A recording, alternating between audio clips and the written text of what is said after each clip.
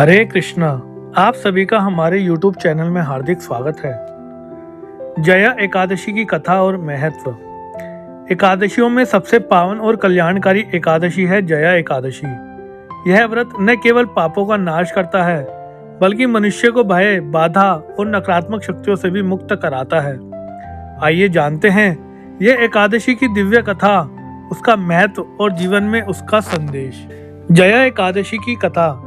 प्राचीन काल में स्वर्ग लोक में देवताओं की सभा चल रही थी और गंधर्व ललित वीणा वादन कर रहे थे और उनकी पत्नी ललिता नृत्य कर रही थी।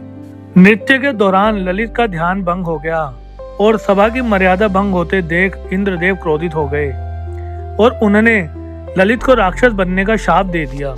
और इंद्र के शाप से ललित भयानक राक्षस बन गया और हिमालय की गुफाओं में रहने लगा। अपने पति की ऐसी दशा देखकर ललिता अत्यंत दुखी हो गई और उनके उद्धार का उपाय खोजने के लिए दर दर भटकने लगी। फिर ललिता की भेंट नारद मुनि से हुई और नारद मुनि ने उन्हें जया एकादशी व्रत का महत्व बताया। फिर ललिता ने माघ शुक्ल पक्ष की जया एकादशी को विधि विधान से भगवान विष्णु का व्रत किया और इस जया एकादशी के प्रभाव से ललित का राक्षस रूप नष्ट हो गया और वह पुनः गंधर्व बन गए। फिर ललित और ललिता का पुनर्मिलन हुआ और स्वर्ग में आनंद की वर्षा होने लगी।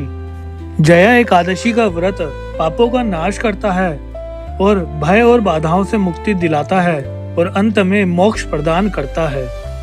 जो भक्त श्रद्धा और नियम से जया एकादशी का व्रत करता है, भगवान विष्णु स्वयं उसे अपने धाम में स्थान देते हैं। यही जया एकादशी का दिव्य फल है।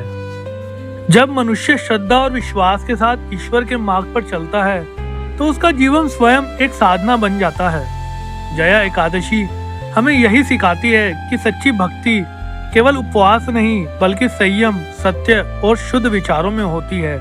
जया एकादशी का व्रत मन को शांत करता है, आत्मा को पवित्र करता है और जीवन में प्रकाश भर देता है।